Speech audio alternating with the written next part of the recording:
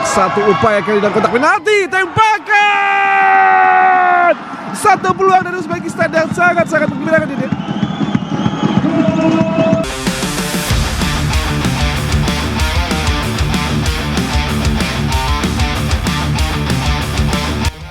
Hai semuanya, selamat datang di channel YouTube Garuda IDN. Berikut ini kami akan membagikan kumpulan berita timnas terbaru nih, diantaranya sebagai berikut.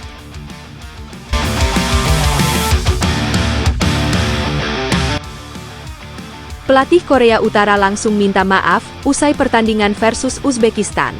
Begini klarifikasinya usai didesak keluar dari ajang Piala Asia. Mengejutkan, sebagai persiapan Piala Dunia U17 PSSI akan adakan uji coba versus Jerman. Selain itu, Shin Tae-yong ditunjuk jadi pendamping coach Nova Arianto. Namun sebelum lanjut ke pembahasannya, alangkah baiknya untuk tekan tombol like dan subscribe-nya ya guys. Jika sudah, mari kita lanjut.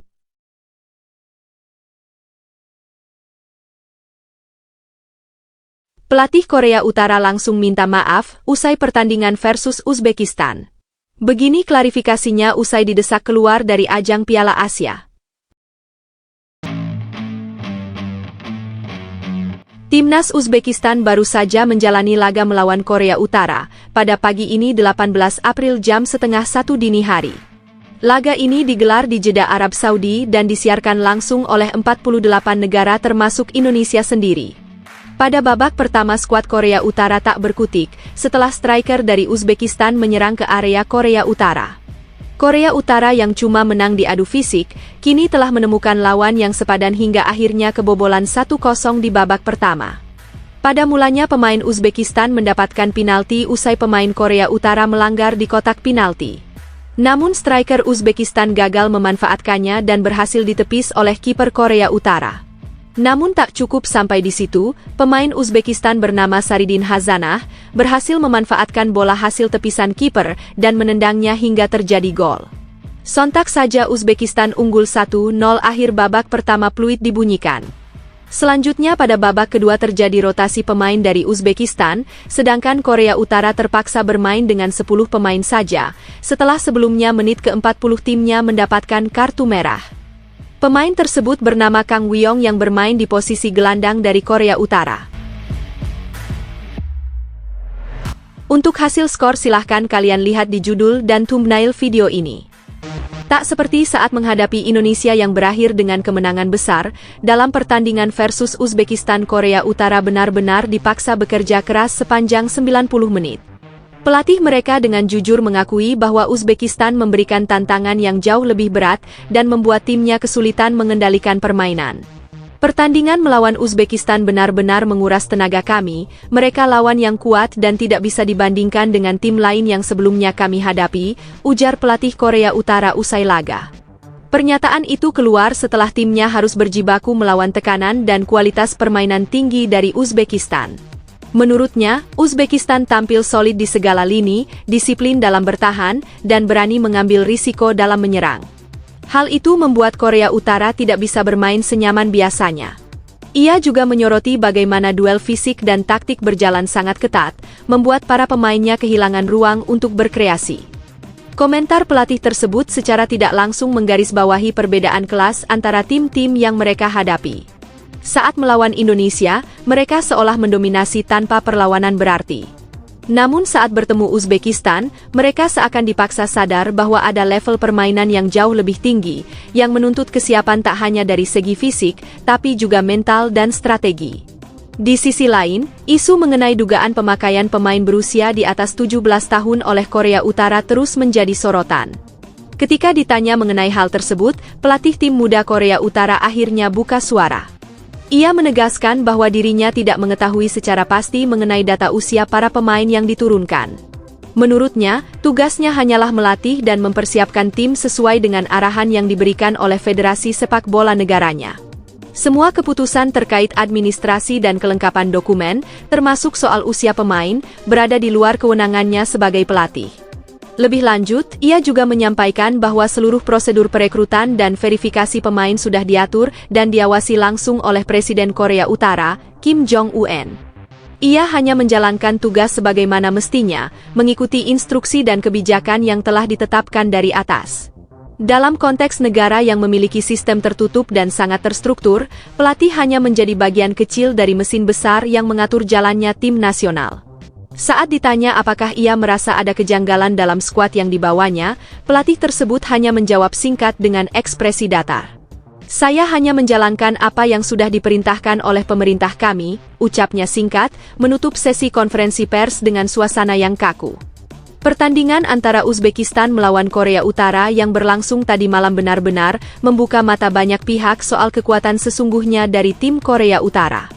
Bukan karena strategi permainan yang istimewa, tapi karena munculnya dugaan bahwa mereka menurunkan pemain yang usianya jauh di atas batas kategori U17. Pertandingan tersebut menjadi ajang pembuktian bahwa lawan yang dihadapi Uzbekistan bukanlah tim muda biasa. Sepanjang laga, terlihat jelas perbedaan fisik dan kedewasaan permainan antara kedua tim. Pemain Korea Utara tampil dengan ketangguhan fisik luar biasa, dominan dalam duel udara, dan memiliki kekuatan lari serta fisik yang tak wajar untuk pemain seumuran U17. Hal ini memperkuat dugaan bahwa skuad mereka diisi oleh para pemain berusia di atas 20 tahun yang seharusnya berlaga di kategori berbeda. Bagi Uzbekistan, pertandingan tadi malam terasa seperti menghadapi tim senior yang turun di level junior. Meskipun mereka tetap memberikan perlawanan, perbedaan daya tahan dan pengalaman terlihat jelas di lapangan. Hasil dari laga tersebut seolah menjadi bukti atas kekhawatiran yang selama ini disuarakan banyak pihak soal kebenaran usia para pemain Korea Utara. Keunggulan mereka bukan semata-mata soal taktik, tapi karena faktor usia yang diduga melanggar aturan. Lantas, setujukah kamu jika Korea Utara dibanet dari turnamen Piala Asia? Jika setuju silakan like video ini dan tulis "saya setuju" di kolom komentar ya guys. Mengejutkan, sebagai persiapan Piala Dunia U17 PSSI akan adakan uji coba versus Jerman. Selain itu Shin Tae-yong ditunjuk jadi pendamping coach Nova Arianto. Setelah melewati rangkaian laga di ajang Piala Asia, kini timnas Indonesia bersiap memasuki babak baru yang jauh lebih berat, yakni turnamen Piala Dunia. Tantangan yang akan dihadapi kali ini jelas bukan main-main. Mereka akan berada di level tertinggi sepak bola dunia, bersaing dengan negara-negara yang memiliki sejarah panjang dan prestasi gemilang di kancah internasional. Tidak ada lagi ruang untuk lengah atau persiapan setengah-setengah. Tim-tim besar seperti Argentina, Portugal, Brasil, hingga Prancis bisa saja menjadi lawan yang harus dihadapi. Negara-negara tersebut dihuni oleh pemain-pemain kelas dunia, berpengalaman, dan secara teknis maupun taktis jauh lebih unggul. Maka dari itu, persiapan menuju turnamen ini harus dilakukan secara menyeluruh dan terencana, mulai dari fisik, mental, hingga strategi permainan. Selain itu, timnas juga harus meningkatkan daya saing mereka melalui uji coba internasional, pemantapan skema permainan, dan pemanggilan pemain yang benar-benar siap tempur. Pelatih dan staf teknis dituntut untuk merancang program latihan yang intens dan terjadwal. Piala Dunia bukan sekadar pertandingan, ini adalah ajang pembuktian untuk skuad merah putih. Timnas harus membawa skill yang bagus, disiplin tinggi, dan keberanian untuk tampil tanpa rasa gentar demi mengharumkan nama Indonesia di pentas dunia. Hingga baru-baru ini, PSSI mengungkapkan bahwa timnas Indonesia akan mengadakan uji coba versus Jerman U17 untuk persiapannya. Kami sedang merancang agenda uji coba melawan Jerman sebagai bagian dari persiapan tim U17 agar terbiasa menghadapi intensitas dan gaya bermain khas Eropa, ujar salah satu perwakilan PSSI. Langkah ini menjadi sinyal serius dari PSSI bahwa mereka tidak ingin timnas U17 hanya menjadi pelengkap di turnamen kelas dunia. Menghadapi tim sebesar Jerman jelas bukan hal sepele, mereka dikenal dengan pressing cepat, struktur permainan yang rapi, serta kekuatan fisik yang sulit diladeni. Justru karena itu, PSSI merasa penting untuk menguji kemampuan para pemain muda Indonesia dengan tim level seperti ini sebelum benar-benar terjun ke panggung Piala Dunia. Laga uji coba melawan Jerman diharapkan menjadi ajang pembelajaran yang sangat berharga. Lewat pertandingan ini, para pemain bisa merasakan langsung bagaimana tekanan dari lawan yang terbiasa bermain dalam intensitas yang tinggi. Mereka juga akan dilatih untuk berpikir cepat, mengambil keputusan di bawah tekanan, serta meningkatkan ketahanan fisik dan mental saat menghadapi tim-tim top dunia. PSSI berharap, pengalaman ini tidak hanya membentuk karakter di lapangan, tapi juga menumbuhkan kepercayaan diri pemain. Selain itu, PSSI dikabarkan tengah mempersiapkan langkah jitu yang lain dengan memanggil kembali Shin Tae-yong untuk mendampingi Nova Arianto dalam persiapan Timnas U17 menghadapi agenda uji coba internasional dan Piala Dunia U17. Langkah ini diambil bukan tanpa alasan, pengalaman dan rekam jejak pelatih asal Korea Selatan itu dianggap sangat berharga, terutama dalam menghadapi lawan berat seperti Jerman. Shin bukan nama asing dalam menghadapi tim-tim Eropa. Saat masih menangani timnas Korea Selatan, ia pernah mencatatkan kemenangan bersejarah atas Jerman di ajang Piala Dunia, sebuah momen yang membuat namanya diperhitungkan di level internasional. PSSI melihat pengalaman tersebut sebagai aset penting yang bisa dibagikan kepada tim muda Indonesia, khususnya dalam hal taktik, mental bertanding, dan bagaimana mematahkan dominasi tim dengan kekuatan fisik. Kehadiran Shin diharapkan mampu menambah kepercayaan diri skuad muda Garuda dan memberikan panduan teknis yang lebih tajam. Bersama Nova Arianto, ia akan menjadi kombinasi pelatih yang tidak hanya paham karakter pemain Indonesia, tetapi juga memiliki bekal pengalaman menghadapi lawan-lawan kelas dunia. Ini menjadi bagian dari langkah serius Indonesia untuk benar-benar bersaing, bukan hanya sekadar tampil di turnamen Piala Dunia saja. Lalu setujukah kamu jika Shin Tae-yong dipanggil lagi ke Timnas Indonesia dampingi Nova Arianto? Jika kalian setuju silakan like video ini dan tulis setuju di kolom komentar ya guys.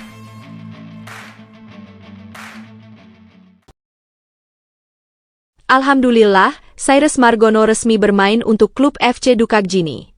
Rumornya Cyrus langsung dijadikan kiper utama karena pengalamannya yang matang.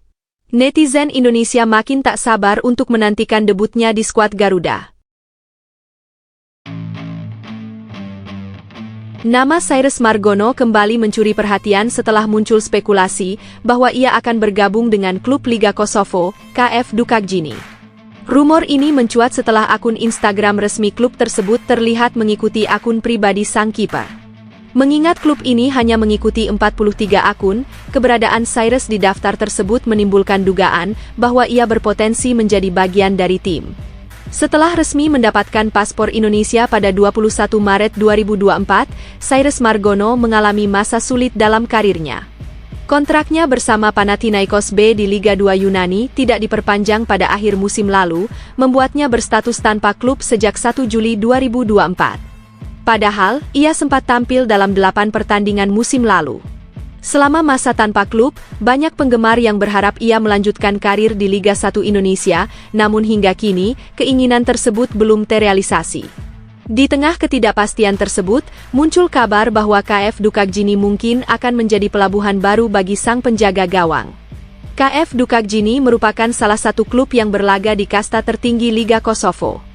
Saat ini, mereka menempati peringkat ke-6 klasemen sementara dengan koleksi 21 poin dari 18 pertandingan, tertinggal cukup jauh dari pemuncak klasemen, Drita. Di posisi kiper, mereka telah memiliki 3 pemain, yakni Altik Muhashiri, Arber Bajraktari, dan Dion Elezaj. Jika benar bergabung dengan KF Dukakjini, Cyrus Margono kemungkinan besar akan bersaing dengan Altik Muhashiri yang telah tampil dalam 12 pertandingan musim ini dan kebobolan 16 gol. Sementara itu, 2 kiper lainnya, Arber Bajraktari dan Dion Elezaj, masih berusia sangat muda, masing-masing 18 dan 19 tahun. Dengan pengalaman yang lebih matang, Cyrus bisa saja memiliki peluang lebih besar untuk mendapatkan menit bermain. Bergabung dengan klub yang berlaga di liga kompetitif tentu bisa menjadi langkah penting bagi Cyrus, terutama jika ia ingin kembali masuk radar Timnas Indonesia. Saat ini, persaingan di posisi kiper Timnas semakin ketat dengan kehadiran Martin Paes, Nadeo Argawinata, dan Hernando Ari. Belum lagi, santer terdengar kabar bahwa Emil Audero juga berpotensi menjadi bagian dari skuad Garuda. Jika Cyrus berhasil mendapatkan klub baru dan tampil secara reguler, bukan tidak mungkin Patrick Kluivert akan mempertimbangkannya sebagai opsi tambahan di bawah mistar gawang Timnas Indonesia. Kini, yang menjadi pertanyaan adalah apakah KF Dukakjini benar-benar akan menjadi destinasi berikutnya bagi Cyrus Margono, atau ada kejutan lain dalam perjalanan karirnya?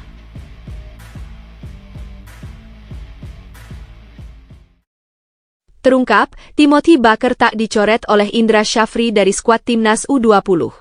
Ternyata dia gabung latihan dengan timnya di Australia.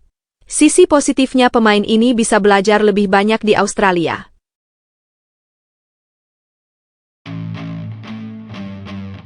Pelatih Timnas Indonesia U20, Indra Shafri, telah mengambil keputusan untuk tidak menyertakan Timothy Baker dalam turnamen internasional di Sidoarjo pada akhir Januari 2025. Keputusan ini diambil setelah Timothy dipulangkan dari pemusatan latihan di Jakarta dan dikembalikan ke klubnya di Australia, Boroondara Eagles FC. Indra menjelaskan bahwa alasan utama di balik kepulangan pemain berusia 17 tahun itu adalah agar ia bisa tetap berlatih dan bermain bersama klubnya di negeri kanguru. Sang pelatih menegaskan bahwa setiap keputusan yang diambilnya tidak didasarkan pada status pemain, apakah lokal atau keturunan, melainkan murni pertimbangan teknis dan kebutuhan tim. Selain Timothy, adiknya, Matthew Baker, juga tidak dibawa untuk ajang tersebut. Matthew, yang saat ini bermain untuk Melbourne City U18, tidak bisa bergabung karena klubnya meminta agar ia hanya mengikuti salah satu dari 2 turnamen besar tahun ini, yakni Piala Asia U17 atau Piala Asia U20. Dengan situasi tersebut, Indra pun harus menyesuaikan komposisi tim yang akan tampil di Sidoarjo. Timnas Indonesia U20 dijadwalkan menghadapi 3 tim kuat dalam turnamen ini, yaitu Suriah, India, dan Yordania. Pertandingan akan digelar di Stadion Gelora Delta Sidoarjo, sebagai bagian dari persiapan menuju kompetisi yang lebih besar. Skuad Garuda Muda sendiri direncanakan bertolak ke Surabaya pada Minggu, 19 Januari 2025. Sebelumnya, Timothy sempat terlambat bergabung dengan pemusatan latihan di Jakarta karena masih menjalani kompetisi di Brasil bersama klubnya, Sao Paulo U17.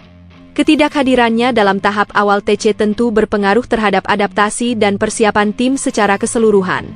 Indra Shafri mengisyaratkan bahwa setiap pemain yang dipanggil harus berada dalam kondisi siap, baik secara fisik maupun taktis.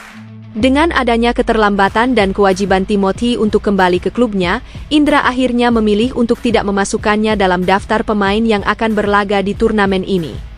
Meski demikian, keputusan ini tidak menutup peluang bagi Timothy maupun Matthew untuk kembali memperkuat Timnas Indonesia U20 di ajang lain ke depannya. Indra dan tim pelatih terus memantau perkembangan para pemain, baik yang ada di dalam negeri maupun yang berkarir di luar negeri. Untuk saat ini, fokus utama tim adalah mempersiapkan skuad terbaik yang bisa bersaing di turnamen mendatang.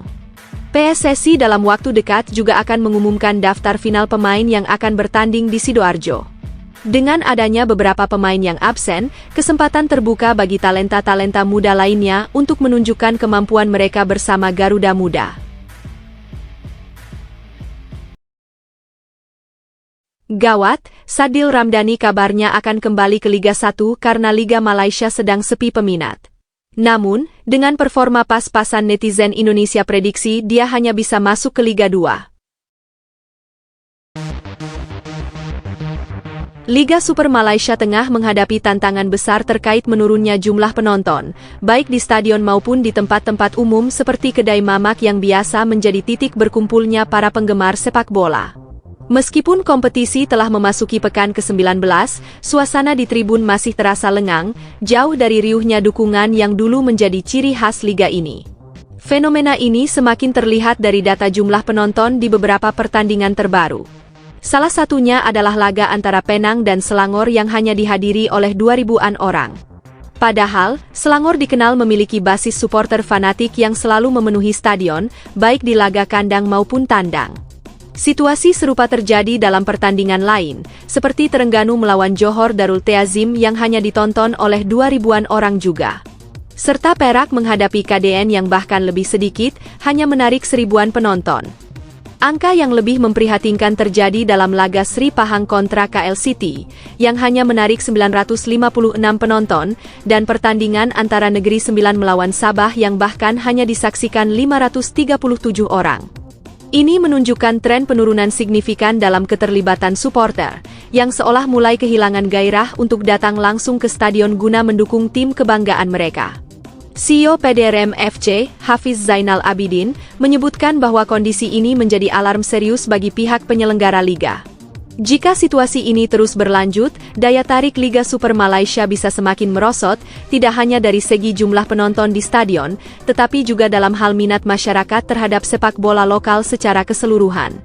Menurunnya peminat Liga Malaysia ini kemudian dihubungkan dengan rumor kepergian bintang timnas Indonesia, Sadil Ramdhani dari klubnya, Sabah FC. Banyak yang menduga bahwa Sadil ingin hengkang karena sepinya peminat Liga Malaysia. Presiden Asosiasi Sepak Bola Sabah, Syahelmi Yahya, akhirnya angkat bicara mengenai spekulasi yang mengaitkan Sadil Ramdhani dengan Persib Bandung. Syahelmi menegaskan bahwa hingga saat ini belum ada tawaran resmi dari klub manapun yang ingin mendatangkan Sadil. Pemain sayap berusia 25 tahun itu masih memiliki kontrak dengan Sabah FC hingga 31 Mei 2025. Artinya, jika ada klub yang tertarik untuk merekrutnya sebelum kontraknya habis, mereka harus membayar biaya transfer sesuai dengan ketentuan yang berlaku. Pelatih Persib Bandung, Bojan Hodak, sempat menanggapi kabar yang menghubungkan Sadil dengan timnya. Namun, hingga kini belum ada langkah konkret dari Persib untuk merekrutnya. Ketar-ketir, Timnas Indonesia datangkan banyak pemain naturalisasi ternama dari Belanda. Nyali Timnas Thailand dan Vietnam langsung ciut karena melihat kuatnya skuad Garuda saat ini.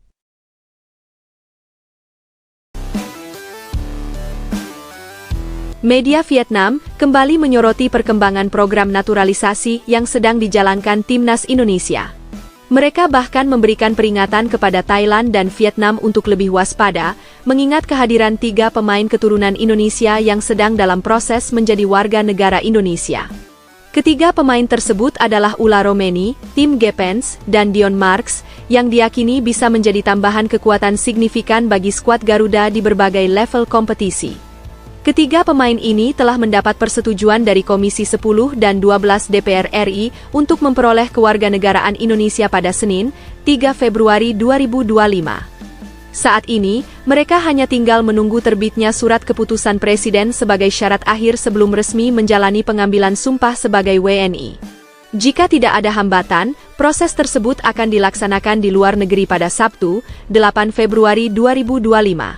Dari ketiga pemain ini, Ula Romeni diproyeksikan langsung memperkuat Timnas Indonesia Senior yang saat ini tengah berjuang di putaran ketiga kualifikasi Piala Dunia 2026 zona Asia. Kehadirannya diharapkan bisa memberikan tambahan daya gedor bagi lini serang Garuda, terutama mengingat performanya yang cukup menjanjikan di Eropa. Sementara itu, Tim Gepens dan Dion Marks kemungkinan besar akan bergabung dengan Timnas Indonesia U20. Meski demikian, peluang mereka untuk bermain di Timnas U23 juga terbuka lebar, terutama menjelang SEA Games 2025 yang akan digelar di Thailand pada 7 hingga 19 Desember mendatang. Kehadiran mereka diyakini bisa menambah kedalaman skuad, apalagi Timnas Indonesia U23 adalah juara bertahan setelah memenangkan medali emas di edisi sebelumnya. Media ini melihat naturalisasi ini sebagai langkah strategis yang bisa memperkuat Indonesia di berbagai turnamen internasional. Mereka menyoroti bahwa tambahan pemain-pemain berkualitas ini akan membuat Timnas Indonesia semakin kompetitif, baik di level senior maupun kelompok umur. Oleh karena itu, mereka memperingatkan Vietnam dan Thailand agar mulai menganalisis potensi kekuatan baru yang dimiliki Indonesia setelah proses naturalisasi ini rampung. Dengan semakin banyaknya pemain keturunan yang memperkuat skuad Garuda, Timnas Indonesia kini mulai diperhitungkan sebagai kekuatan yang bisa menantang dominasi Asia Tenggara. Proses naturalisasi ini tidak hanya memberikan dampak jangka pendek, tetapi juga menjadi investasi bagi masa depan sepak bola Indonesia dalam upaya bersaing di kancah internasional. Mantap, Sandy Walsh akan tinggalkan Cafe Mechelen. Meskipun begitu, dia akan naik kasta bergabung dengan klub Eredivisie di musim depan.